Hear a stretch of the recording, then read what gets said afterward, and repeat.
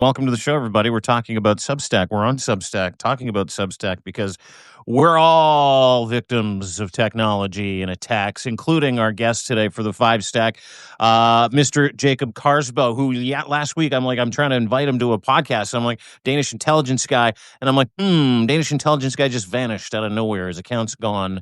I'm just really happy to have you back. What happened? Like, what do you know? What did Substack tell you? Because, despite your following, I mean, you're a very important intelligence voice to the world. I mean, I was suddenly hit by some scam and took over my account. And I can't remember whether I have inadvertently pushed a button sometime in some email or something. I don't usually do that. Yeah. But suddenly it went crazy, and I could see my account popping up like all different stuff, and then I got a notification from Substack saying you're suspended because of suspected spam. And Interesting. but for heaven's sake, please look into this because someone has taken over my account. So you got everything back in place now? Your followers are still back and everyone's back in place? Yeah, most of it. I noticed something today with different colors and stuff, but they usually respond pretty quickly at the Substack services department or whatever it's called, and they look into it, and I think most of it is rectified. There's been all sorts of outages in the last 24 hours, including AWS, that has really stifled a lot of services. But Substack is definitely a new target for whoever's out there trying to suppress any sort of non-MAGA thinking. We've been noticing on all our channels lately, and it's really affecting us. Yeah. I believe they call it hybrid warfare. But like to your point, to your point, during the time frame that you were hacked by someone named Trezor, by the way, very, very, very mysterious, mystical. Trezor. During that time frame that you were hacked, there was fucking huge news going on over in Europe when it came to, as Zev pointed out, little green men in Estonia. We've got some reporting out of the Netherlands, of course. Ukraine and Russia, still Ukraine and Russia. You've got Germany basically putting their fucking line in the sand, saying, "Yeah, there's nobody that is going to partake in our sovereignty, with the exception of the German people." And I mean, all the Baltic stuff. So was it targeted, do you think? And do they know? I mean, your intelligence, do you not have like someone you can call, like Q, and go, "Hey, dude, track this guy down for me"? Unfortunately not. I think I'd get in trouble if I did that. But there was all kinds of stuff happening, and I'd actually been down because I was up in my vacation home, my summer house, which is right by the top of Denmark, where we have all the Russian Shadow Fleet ships, and I could count at least 15 ships out there in the bay. And I'd been filming them, and I was going to upload to Substack, and then this stuff started happening. I don't know if it's a coincidence, but I got some weird emails, I have to say. So what do you mean weird emails? Like what? Yeah, with something about extra security, etc. And I don't think I pushed anything because I usually say this is spam. But I don't know now if I inadvertently had, hit something, but you don't need to these days. Sometimes you're just able to infect machines without even pushing any buttons, but that is a scary thing. And then I posted something, and then my Substack went boom, and Trezor all over the place, and I don't know what. Oh, that wacky Trezor guy, can't even spell Trevor right. Surprised he hacked you.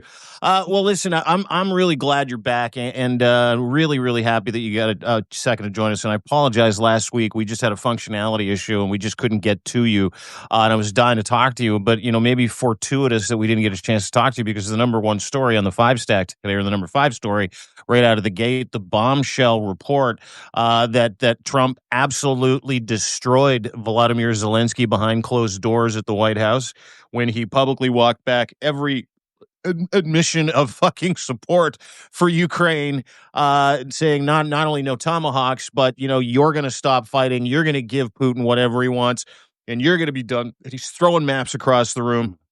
And really the ultimate betrayal yet again. I mean, this poor guy just keeps showing up to the White House and he keeps getting embarrassed and he keeps getting told that he has to give away his sovereignty, his land. Crimea is gone. Donbass is gone. Fuck you. Sign the thing and let's go because I need this war to be over because daddy needs his Nobel Peace Prize.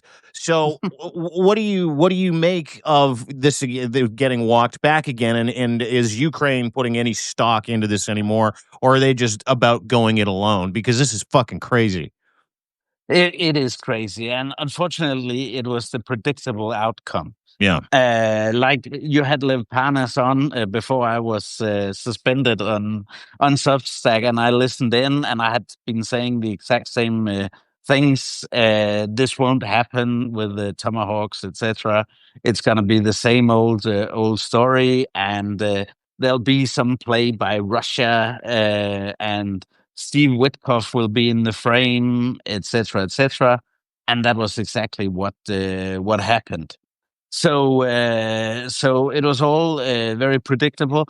And I would say after February, March, what happened with the Trump administration then, I think what Zelensky going to Washington now was like a European play and an extension of that whole approach of, oh, well, we'll try to reel daddy in and all that nonsense.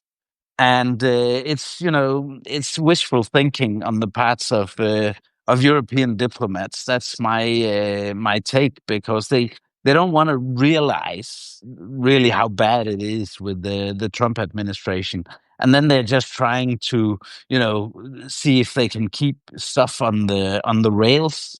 But just as it happened back in February and March, now we had, in August rather, we had the crazy Anchorage summit, and now this what happened this week, and it'll always be the same. And as soon as these crucial decisions they approach, up comes Putin and his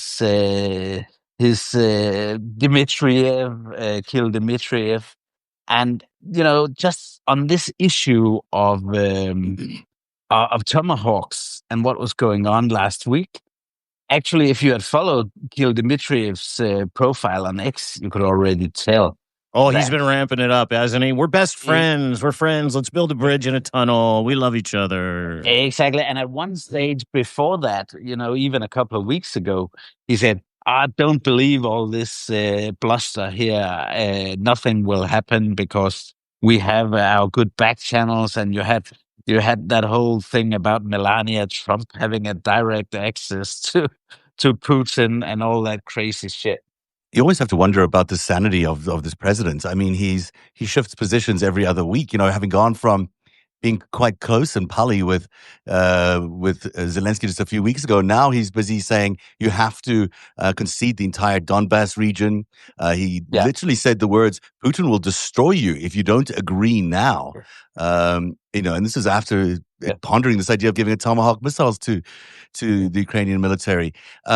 Now, we've all known for a long time this is exactly who Trump is, that he's never going to sell out Putin because they're partners. In fact, one is a puppet of the other. And yet we still are playing this game of charade in front of everybody. What should we be doing? What's the alternative to this, let's pretend we're friends when we're not really, a game that we're playing? There's only one alternative, and that is support Ukraine as hard as we can. And make sure that the Russian army is defeated inside of Ukraine. But in this case, you've got Russia is not playing along. I mean, Trump is not playing along. We know Trump's on Russia's side. What should the rest of the world be doing? Yeah, we need to do our thing, basically, and say Trump is not on our side. We can only handle this through strength. And then we can hope for one day that the Americans get their senses back. Because if we, continue this policy of wishful thinking, it'll end up badly. So we need to strengthen ourselves massively. And that is happening even quite a bit here in Europe. Not enough for my taste, but that is happening, and we just have to make ourselves as strong as possible, because that's the only way we can handle it. Should Well, there and be part of that, if sanctions it, against the United States? Would you agree that there should be sanctions or other like actual steps taken by European countries to combat the United States? Well, I mean, Trump like, I is hear like, tariffs are fun. yeah, that's really good fun. No, but Trump is like a carnivore on the savannah, and he only stops when he's met with force necessarily, and a strong, firm response. And as soon as we fold, he gets more appetite.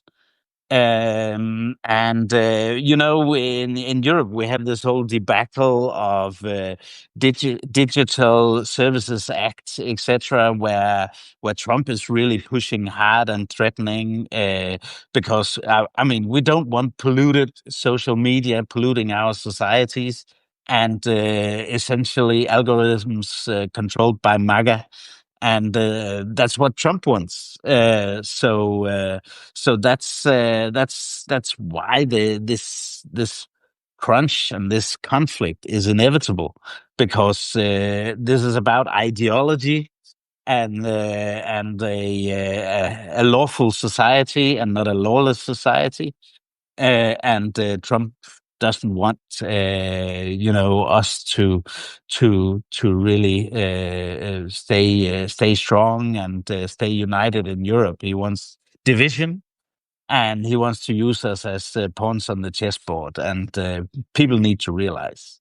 Yeah, such a well said. I mean, and springboarding off of what Lev dropped last week, knowing that there was never any intention to give arms to Ukraine. There still are no intentions to give arms to Ukraine. Doesn't matter how many times you send Pete Nutsack to go and speak to people at NATO or the Hague, right, to tell them, "Oh, the firepower is coming." There's no firepower coming, and it just blows my mind. And that was Thursday. Yeah. That was Thursday. All Yeah. that shit was going on in the That was NATO. Thursday, and then Friday we have the old "no tomahawks for you, fella." Like, it's mind numbing, and it's got to worry, member states. It's got to worry people like you and people in the intelligence community that hey, not only do we have to go this alone, we might have to cut sharing intelligence or information with Donald Trump's America out of the equation. I know Canada has curbed sharing intelligence. I've heard stories about Five Eyes wanting to go to four because one of the other eyes is completely broken or staring at Vladimir Putin's ass every time he walks by. So, like, what are you hearing about, the curbing of sharing intelligence, or really even shutting out intelligence altogether? Because some countries are making some pretty bold fucking statements right now. Exactly, and in Europe, it's usually what no one wants to talk about. And I've said, I'm sure the Danish intelligence service, my former colleagues, are putting curbs on the intelligence sharing, and no one will ever say so. And then what happened this weekend? The heads of the Dutch services, not Danish services, but the services in the Netherlands, they come out and say, we're limiting intelligence sharing with the Americans, and in particular with regard to Russian intelligence, because we're afraid of leaks. And it's a slam dunk to any intelligence officer, any intelligence professional, that would happen. But it's certainly not a slam dunk that that a chief will come out and say so, because usually it's just something that happens behind the curtains. Mm. But the Dutch, they came out of the closet, like crazy. I was like, They've always what? been that way, Jacob. They've But always been a that's little like that, There's Dutch. I mean, it's not new. We know. We Yeah. know. You know what? Mike Myers called it in the third Austin Powers trilogy movie, Goldmember. He doesn't like the Dutch. He's not a big fan. But I want to just kind of underscore what you just said, right? you had the Dutch intelligence service, the chief of the Dutch intelligence service, come out and go, "Yeah, so we've stopped sharing information with the United States of America for obvious reasons." I'm paraphrasing, but that's kind of what he said. And then, but whereas as you point out, being a Danish intelligence officer yourself for quite some time, member of the UN Security Committee as well for Denmark, as you point out, that's not something you come out and say unless you want to make a fucking statement. Like, it's unprecedented. Yeah, you don't have public breakups in the intelligence world, but you'd usually sit at the lower levels and say, "Hey, this is no good because we have sources here and here and here." And they, the Kremlin, for instance, they might well get compromised. But usually you will never have a chief or a minister or anyone come out and say that. They'll usually say, "Oh, everything is fine," and then at the lower levels, you say, "Operationally, we're never going to cooperate with those and those and those because we're afraid of where it ends up, and that our sources will get compromised and risk their lives." Really. Now, last week when we were going to have you on, we had talked about those two incursions. One was they were little green men that looked a lot like the ones that first invaded Ukraine from Russia in Estonia. There were other indications of the Finnish border was being shut down, if I'm not mistaken. All access to Russia has been shut off. There's I don't know if you're still having the drone attacks over there, but we are seeing, a emboldened Russia seeming to test the limits of where it can attack, or at least push its military forces into, and they look like they're going into NATO countries. I mean, that really is the next step. The one thing that's holding them back right now is Ukraine. So, is it realistic that they could take on another country, another front, or is this just them testing the limits and showboating a little bit? I don't think they want to open an extra front because they have plenty to do in Ukraine. But the thing is, these things might happen inadvertently, and the big objective of the Russian shadow war, as I choose to call it. I don't call it hybrid attacks. I call it shadow war because it is a war against Europe. And that is to divide and to make us scared and to gauge how we react. And when we don't react with force and insert punishment on the Russians, they perceive us as weak and divided, and then they push further.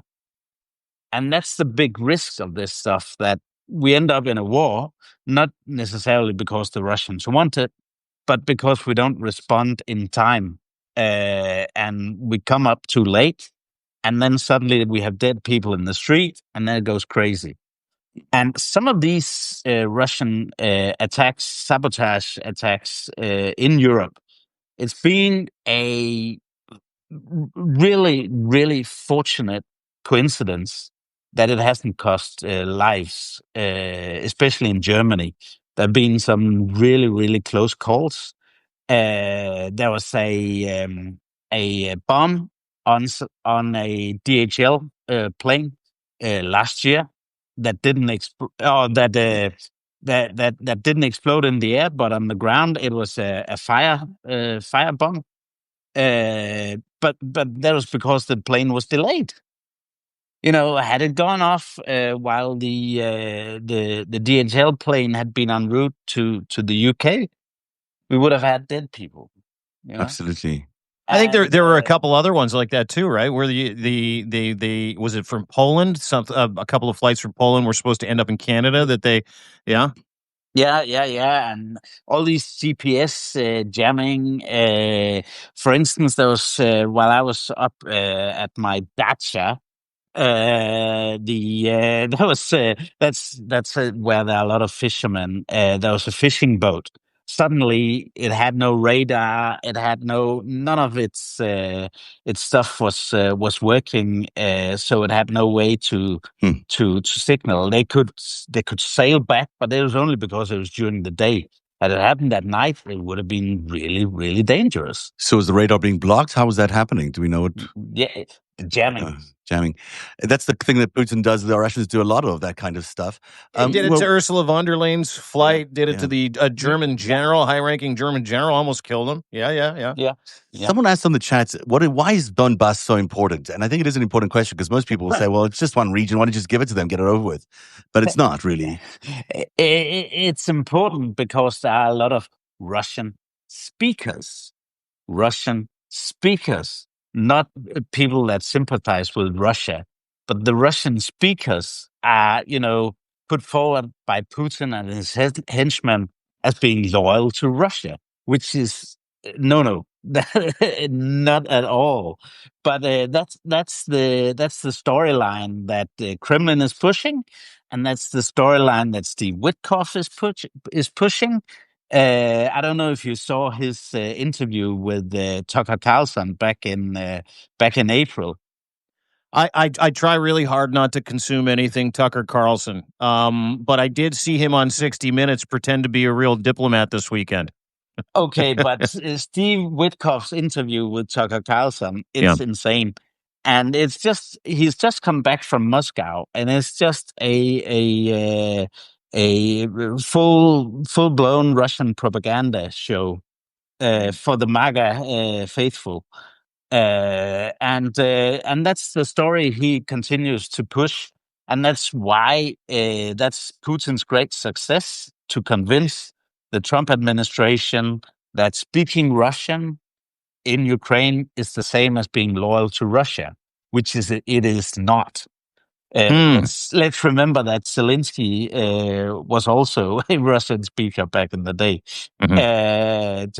Just to mention one, but I mean, all this stuff is bullshit. Sorry, because they had referenda when Ukraine gained independence back in 1991, and that's why that was a precondition for the UN border drawing the borders, etc., and accepting the independence. So all this stuff about Russian speakers wanting to be part of Russia, even in the Donbass provinces, 85% voted for independence for Ukraine.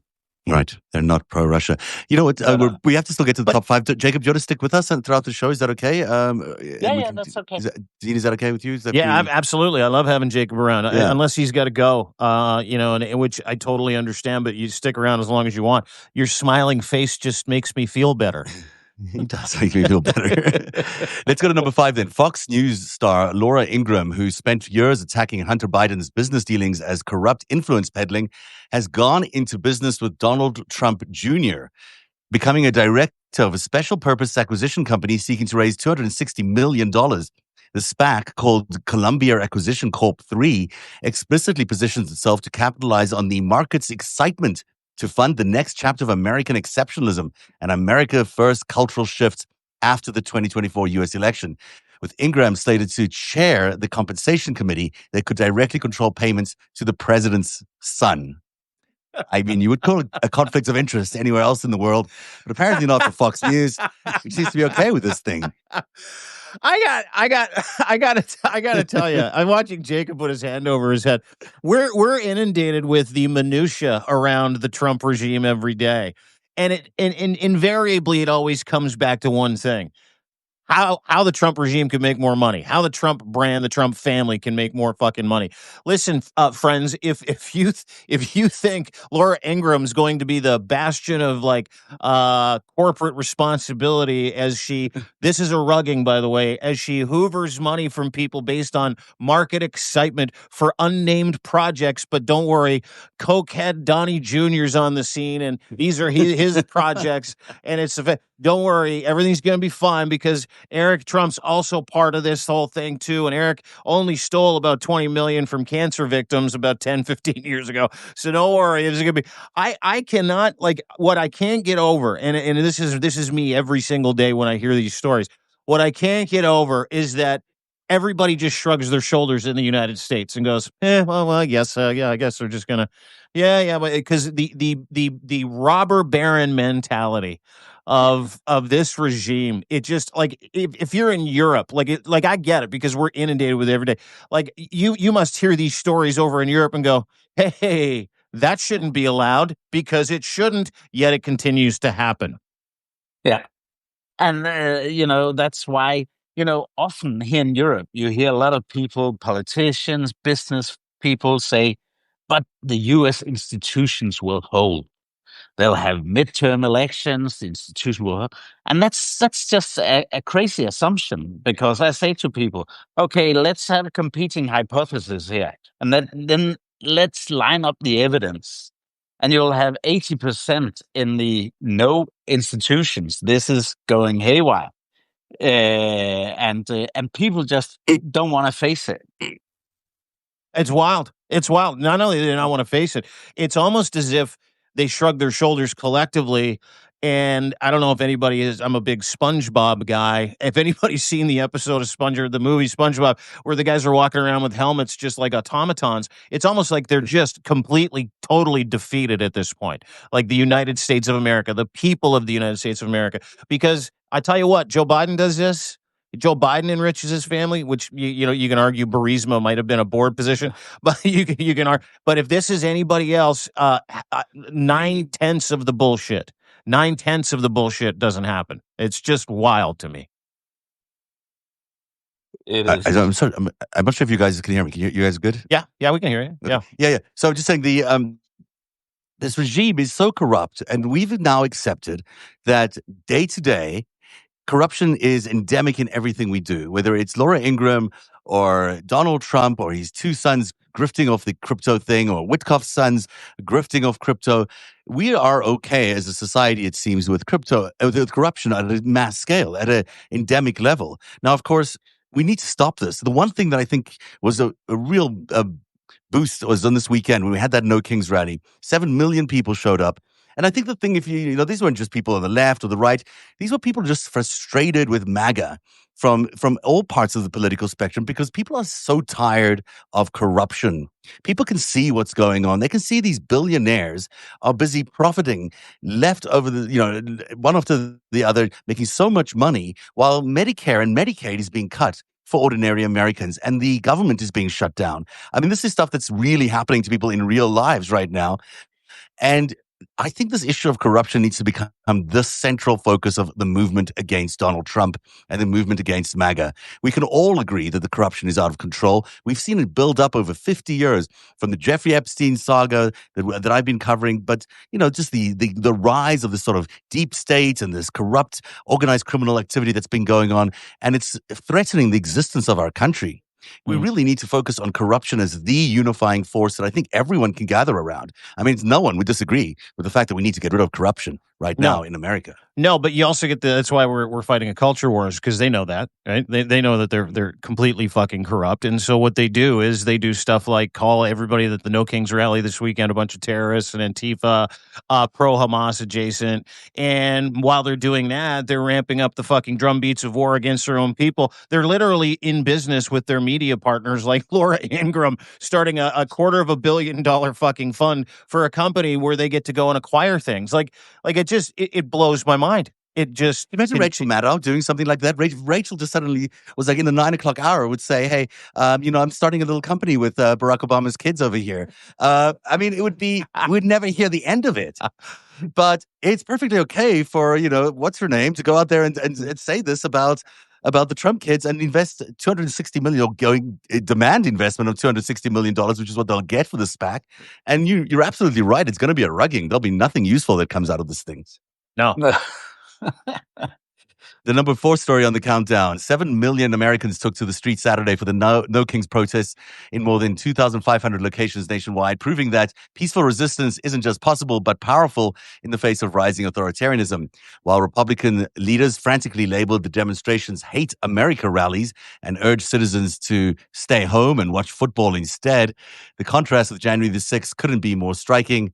Zero arrests in New York City's 350,000 person march. And same thing for Chicago. 250,000 people demonstrated there. You have the story on deanblundell.substack.com. What's your take on the weekend, Dean? Oh man, well, I got a couple of different takes. One, just the sheer volume of people that showed up and the sheer lack of violence. You know, as you pointed out, it was truly magnificent, great to watch. They said 7 to 12 million people showed up. I'm going to go with the 7 million. But the scenes were incredible. The support was unbelievable. These were people from all walks of life. It was teachers, doctors, lawyers, retirees, young people, old people. I saw, probably a 9-year-old kid walking around with the greatest sign of the entire No Kings march. It said Donald Trump just hit on my girlfriend, which was which was truly unbelievable. Anyway, everybody got involved and they exercised their democratic right to free speech, their First Amendment right to free speech. Everybody's like the fucking first thing. You come out of the womb, First Amendment means you get to say whatever you want. Second Amendment is you get to go get a gun. So good, congratulations, everybody. You had a nice weekend. But I was taken aback by a conversation I had with my friend Steve Schmidt, who went to Iowa City for the No Kings rally. He actually went down there and marched for it. And 90,000 people went to the Iowa University, the University of Iowa's football game. 7,000 people showed up for the protest. And, as staggering as those numbers sound, 7 million, this is only going to make a dent when that 7 turns to 30. 30 turns to 40, 40 turns to 50, when there is a general strike where the United States of America says, okay, we're not all just going to do this on a Saturday. We're not going to work. We're not doing anything. We're going to cripple the economy in each one of these cities until you get out, because nothing will change. Nothing will change. And those numbers, like 7 million, if you think about it, and I did a little bit of math, there were over 70 million people that attended college football games this weekend. 70 million people. So when we're sitting around and NFL football games, and we're sitting around talking about numbers, I love the numbers. I love the fact that people showed up. Absolutely in love with the fact it was super peaceful. Flip those numbers around. How many people showed up to January 6th? 7,000, 8,000, 9,000? Was that it? About 9,000? 7 to 9,000? How many arrests there were? Patriots. That wasn't Antifa. They count twice as much. Yeah, those Patriots, they were so patriotic, to your point, Jacob, that 9,000 people managed to kill a bunch of people, including police officers, and only 1,500 of them got arrested. Yeah. 1,500. Wow. I didn't see any Antifa, whatever that might look like. I didn't see any Hamas protesters there. I didn't see any Marxists. So the scene was so reminiscent of sort of like your middle-aged, concerned citizens marching very nicely in organized fashion down the streets. This was not what the Trump administration is calling a terrorist threat, but it is what they're calling a terrorist threat. I mean, this is what they're planning to label this whole movement as.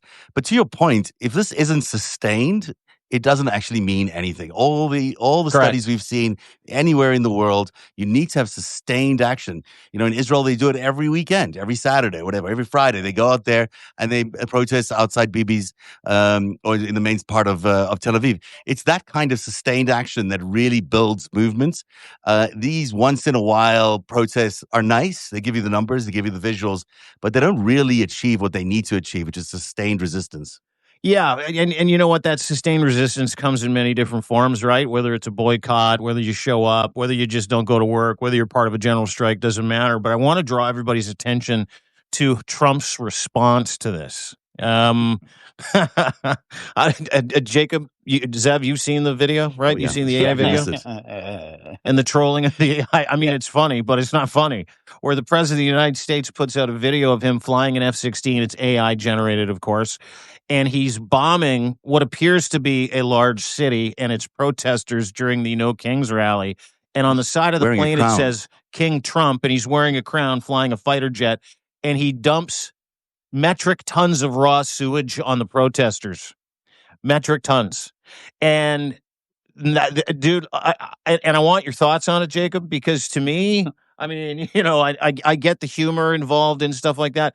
That's the president of the fucking United States effectively telling people exercising their democratic right to free speech that he would shit on them if he could, and did as much so in a digitally altered video. Yeah. I didn't even comment on it. It was so insane. Yeah. How can you sink that low? And then you have JD Vance going out also with some AI generated stuff with the crown, etc. And Nancy Pelosi bowing to Donald Trump, and Bernie Sanders bowing to Donald Trump. Yep, yep. Yeah. It's this weird fetish they have, right? They really think that they're going to be able to do it. They really think they can become the kings of America, and the more that we feed into that, in some ways, the more Trump believes it, and the more he acts like a king. And in reality, he's actually been facing a lot of resistance from the military and from the courts. It seems to be piling up against him. Yeah. Yeah. Yeah. Well, listen here, and here's the the sad truth of it is that video told everybody in America what they need to know, and even if you voted for him, even if you still like him, which I cannot fucking believe, there are people that he hates you. He hates Americans. He would shit on Americans. That's from a U.S. president to say, I can see the next campaign. Yeah, the guy who'll shit on you. Vote for me for president. I mean, it's ridiculous. Well, there it is. From a leadership perspective, like, I mean, he's not a leader. He never has been. He just demands fealty. He demands respect, and then he comes out and he does shit like this. And listen, I get it. I'm a huge fan of AI and funny memes. And yes, I've seen some great ones of him crying in a diaper as a baby, shaking a rattler. Like, listen, I get it. It goes both ways. But you're talking about people exercising their democratic right to free speech while their democracy is being snatched from them, right? Mm-hmm. And most people in that situation, if you're Donald Trump or if you're that leader, and you got 7 to 10 million people marching around your country, you want to fucking make friends with those people. You don't want to drive them further into the abyss, but not Donald Trump. And it's not a fucking superpower in as much as to me, it's got to be mental illness. Like, there's no other solution, Jacob.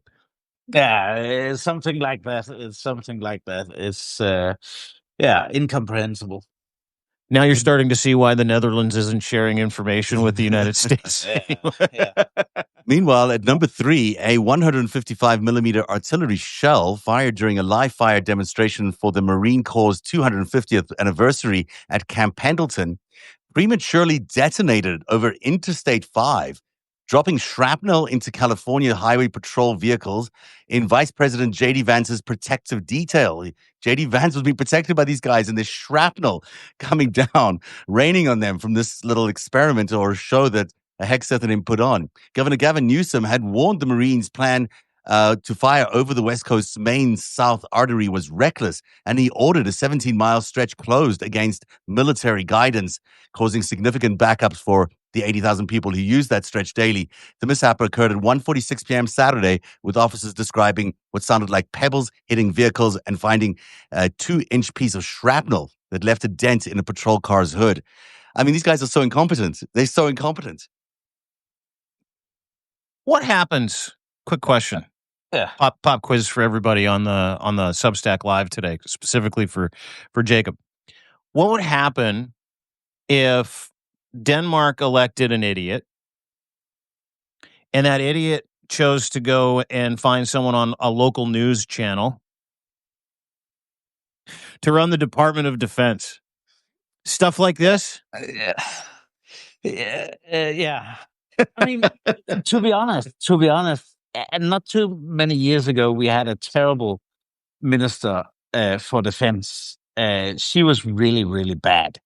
But, Hexeth makes her look really, really good. And because what's going on is crazy. But the world must be laughing at us. I mean, the world must be looking at the American military thinking how incompetent they can't even do a flight show. Like, I mean, never mind wage a war against, Venezuela, which they intend to do. They can't even launch a single rocket across an interstate highway and not have it blow up over the highway. It's so incompetent and it's so pathetic that you just wonder how the world looks at America these days. Yeah. It's crazy, and I've served with the U.S. military in Iraq for a few months, and I know a lot of good people.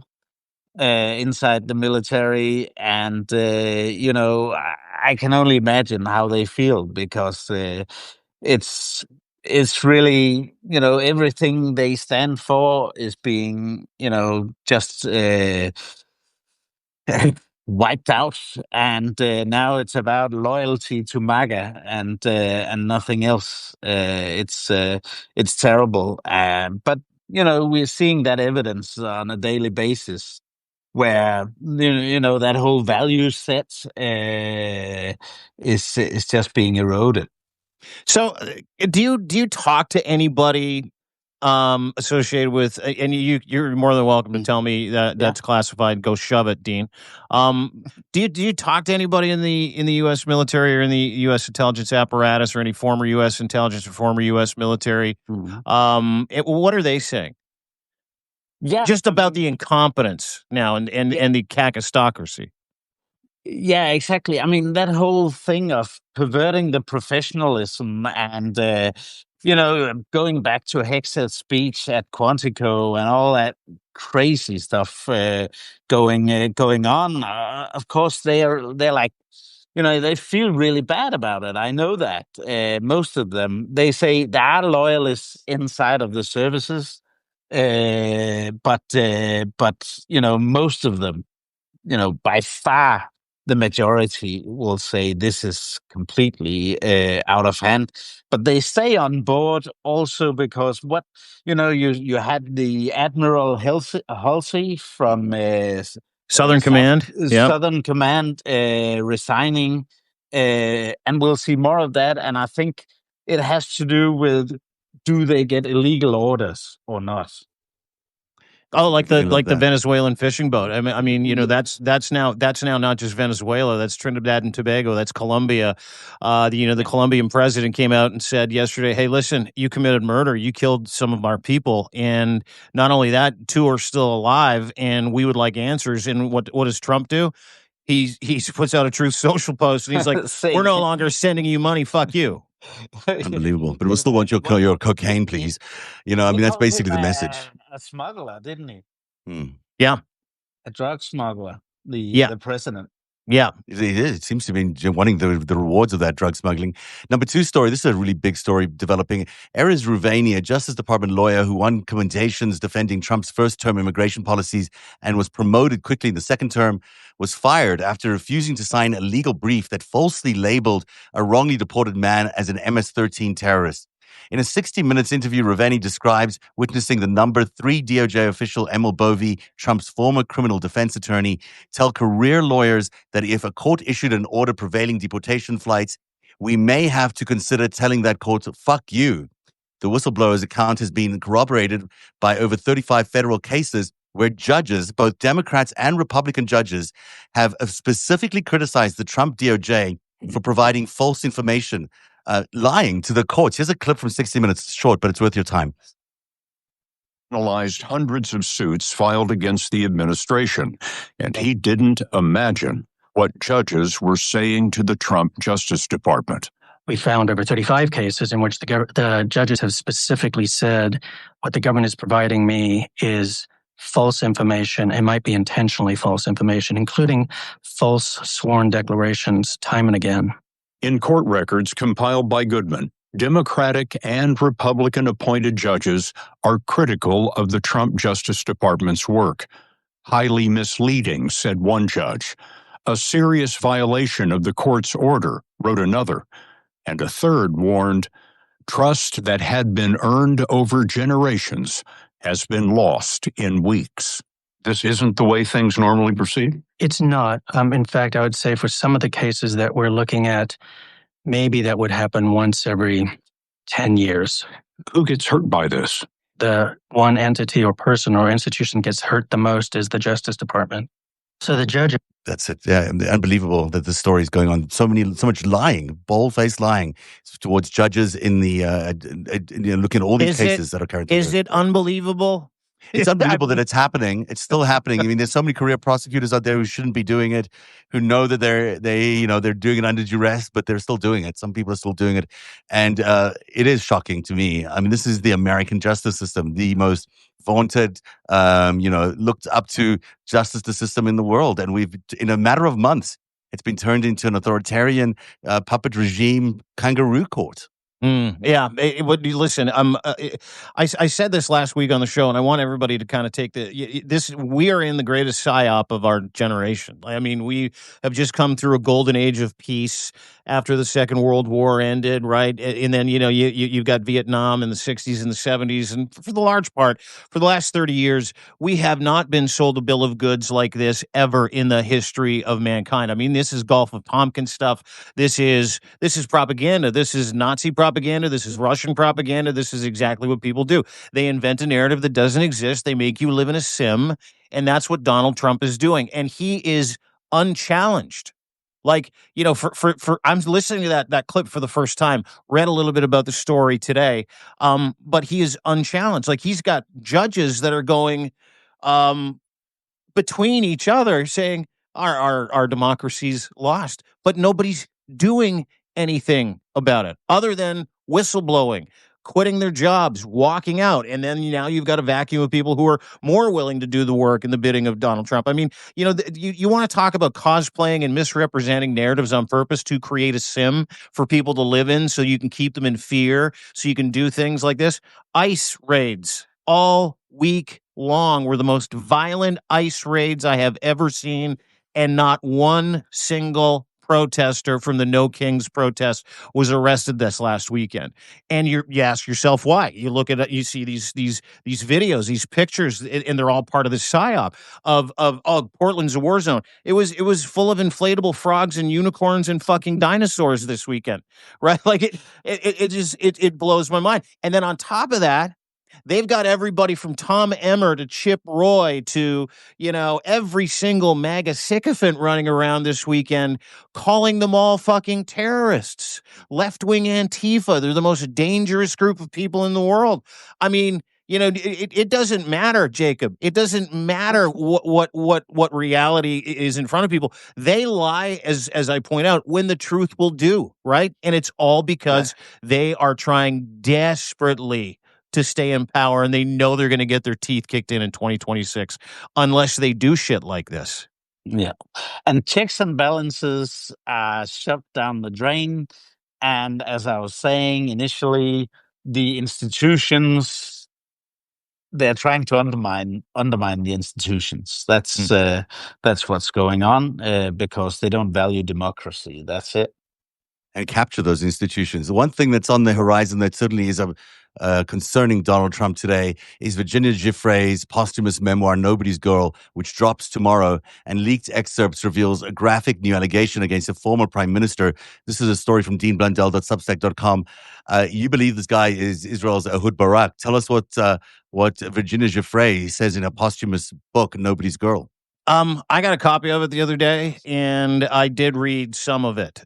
And I want to preface with what I'm going to say by leaning on Jacob to get me out of trouble. But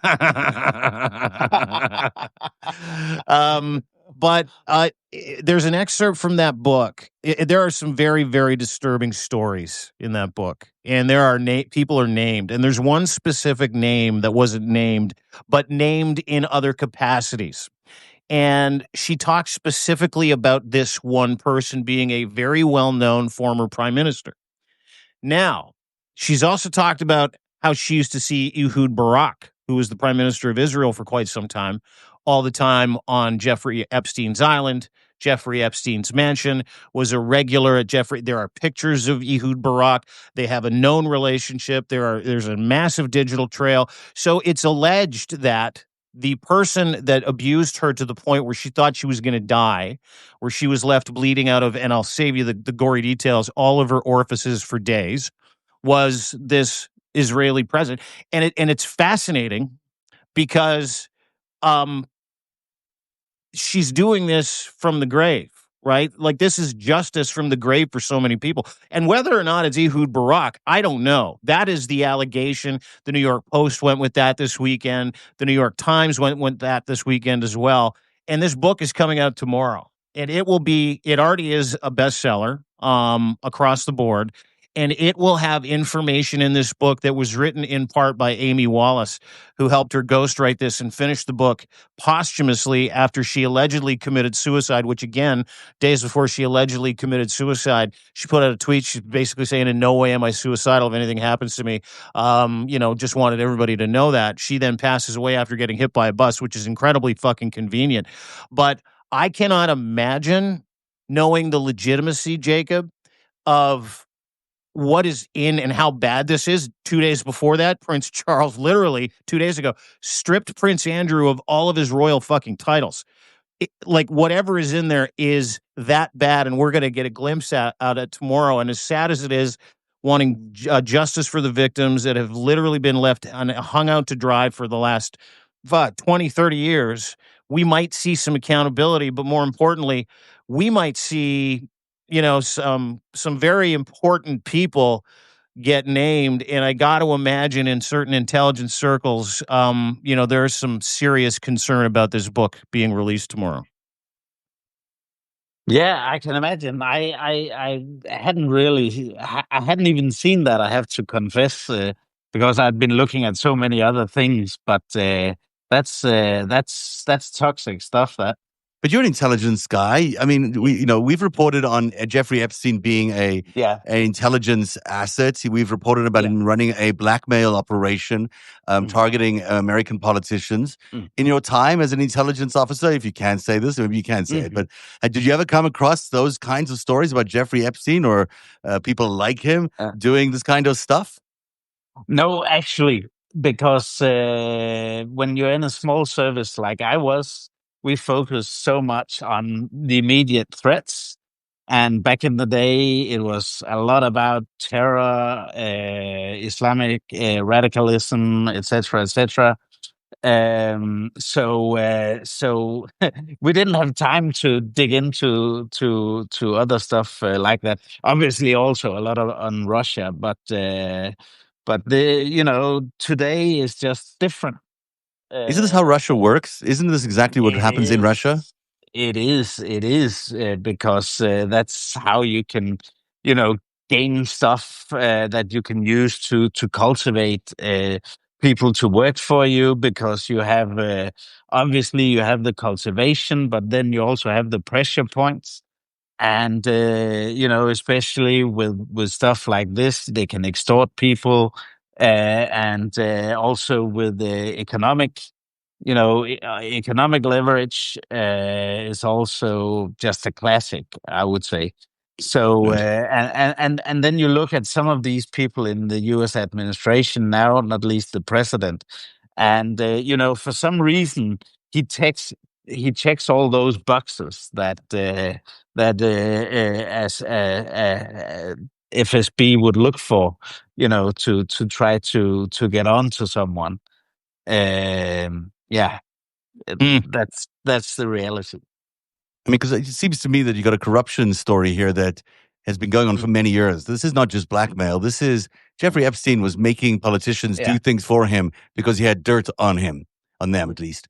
This is not just putting Prince Andrew in bed with the girl. This is putting Prince Andrew with a girl who's a minor that they could then blackmail him with the possibility of an actual felony, an actual serious crime.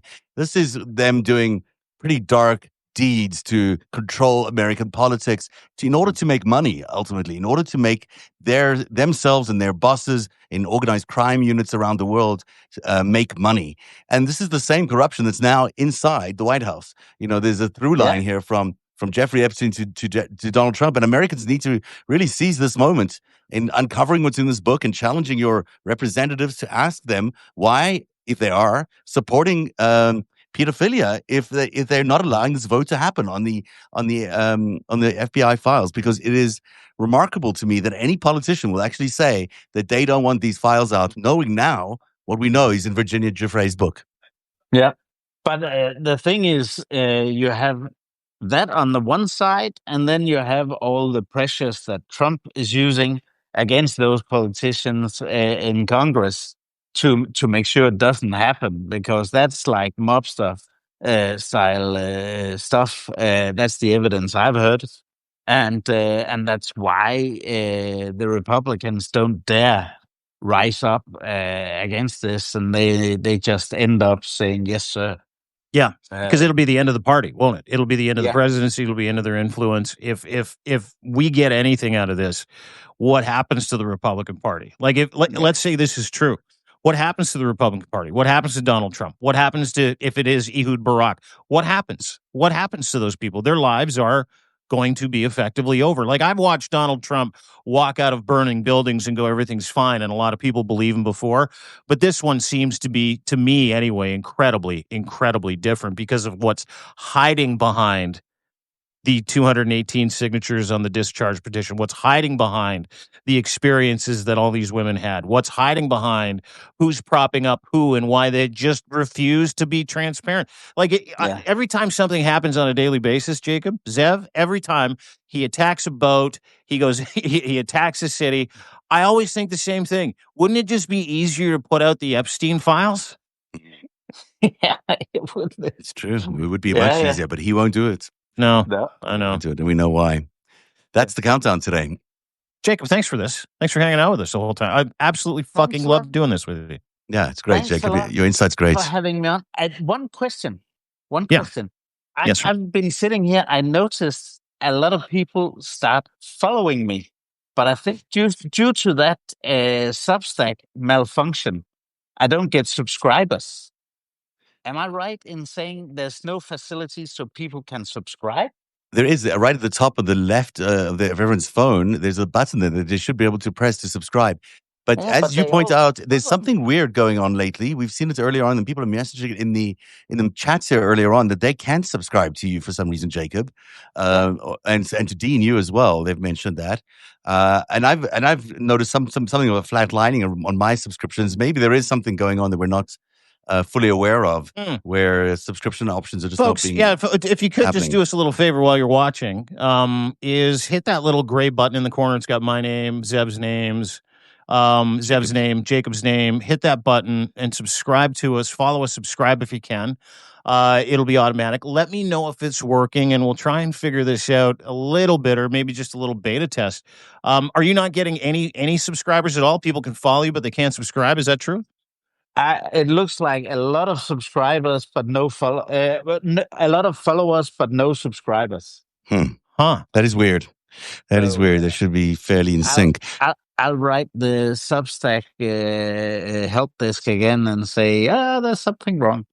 All right, I'm gonna do the same thing. Because I didn't notice that, but I haven't been number hawking over the past few days. I've been busy with other things. Sometimes I find if I number hawk, I tend to not do great work. That's just how I am. It's like watching a boiling pot of water. I see the notifications up on the top of my screen here. It's all follow, no subscribers. So that's what got me thinking. Perhaps there's a problem, because usually it'll be subscribers. Every single person we've spoken to in the last few days on any of these Substack lives, all the contributors are saying exactly the same thing. There's something fishy going on with the Substack platform, and we're not quite sure what it is. But people should keep tracking it and giving us that information. Dude, and call we'll Hamish. get action. Call Hamish. Yeah. He's your guy. He's our guy. I just want to make sure that I'm going there with something that's actually like I can say, hey, this is really happening. So not just a theory, but I'm going to give him a call. You know what you should do? Go there and tell him Jacob lost 4 million subscribers and $100 million today. I will do that. No problem.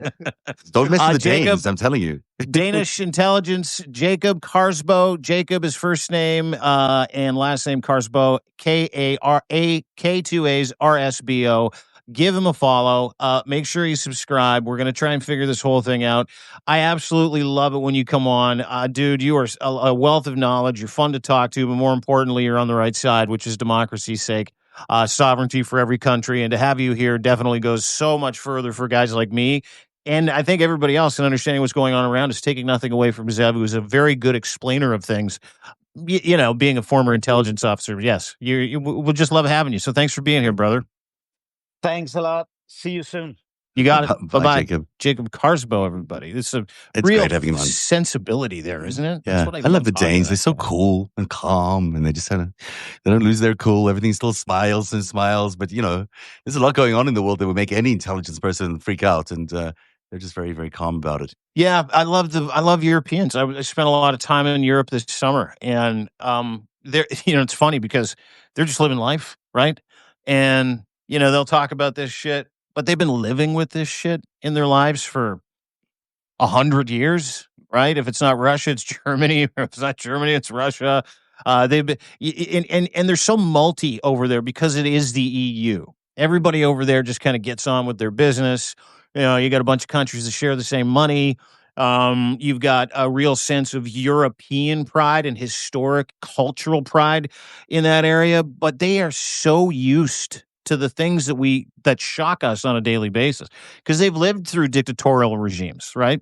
We've never had a world war on our soil. They've had a couple of them in the past 100 years, and those scars are still fresh. So I'm so happy to have guys like him on because it's funny. We look all jumped up. This is all happening on their soil. It's happening to them. Russia's literally flying drones into their country, and he's smiling about it.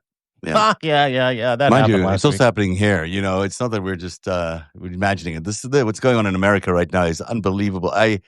We keep laughing about it or dismissing it as being not too, because you have to laugh because otherwise, how do you go on in your day-to-day life? But it is really serious. It's really serious. There's no other way to look at it. What's happening to America right now is the most existential crisis we've had since the dawning of this country, and it is fundamentally challenging the national security of the world around the world. And that's why everyone should follow deanblundell.substack.com. That's where you get every bit of news that you need. Dean has been doing a bang-up job. A lot of today's show comes out of Dean's incredible Substack. So read it, check it out right now. There's some good stuff there as well about Virginia Giuffre's book, obviously, but also about Prince Andrew and about Zelensky's response to Donald Trump, plus some insights into the NoKings protest. So must follow deanblundell.substack.com, as is Jacob Carsbo. Yeah, thank you. Narrative 2, don't forget. No, you can't get out of here without me bigging you up, dude. Narrative.org is where you can find some of the best investigative reporting and some of the best interviews. I know you finished up with Waj and Lev today, if I'm not mistaken. Yeah, that was really good. It was really interesting. Waj is so driven, and it was able to just connect all the dots that was so important in terms of understanding the what is going on with the Epstein story and Giuffre and Lev Parnas. Always amazing, always amazing. Just can't believe that we get to have. You know what I love about Lev? Yeah, too. Dude, this is what I love about Lev. So many things. He's such a gentleman. And my partner took away my phone this weekend, so I wasn't allowed to talk to him. So it's okay. His wife did the same thing to him a couple of weeks ago, but I'm going to give him a call as soon as we're done. Yeah. What I love about Lev, because he tries to kind of walk you through, the reality, not what you're told, but the reality of what's going on. And when you catch on in a conversation with him, my favorite Levism is when he leans into the camera and does one of these with his fingers. He's like, you got it. Yeah. He does that great stuff. He really he's been in the room. He knows what it's like. He knows exactly what it's like. And he's a real gentleman. I mean, he said today that, I've investigated him, and I did investigate him quite deeply. He said he felt like I'd probed every part of his body by the time I had finished my reporting on him many years ago. And it's true. And the fact that he's able to sit on a panel with me today, and we could talk about a way out of this crisis is remarkable, and his intentions are very heartfelt, and he's very sincere about it. So, everyone should follow him too. Lev and Waj did a great job today. And Lev remembers Left Hook with Wajad Ali. Follow him. You guys were so good today. It was such a great watch. So go there and check that out. Become a paid subscriber if you want access to the chat. Listen, we love you. Love that we get to do this with you every single day at 3:00. We might miss a day or two here because life kind of catches up with us. But I want to thank Kat, Oaths Matter, Courtney, every single person that makes something like this so impactful for us. And hopefully it's impactful for you. Becoming a subscriber is so important to us. Sharing this content is even more important to us. Paid subs that go the extra mile. We owe you everything. We owe you our lives. We owe you our effort. And we do that every day. So 50% off at deanblundell.substack.com to the end of the month. And it is my pleasure. And make sure that you do the same thing for Zev. Make sure you do the same thing for my friend Lev. Make sure you do the same thing for Jacob. And hit us up, send us a DM if you're one of our followers and you're noticing that you can't subscribe, or if you're noticing anything fishy in the algorithm as well. Let's stay on top of that. We'll look into Substack and we'll try and get some answers for you as well. But thank you again, everybody, for taking time to be with us today. That is it for the FiveStack for your Monday. Have a wonderful day. That is my friend Zev. I am Dean, and we'll see you tomorrow at 3:00, guys. Cheers, Dean. Cheers, everyone.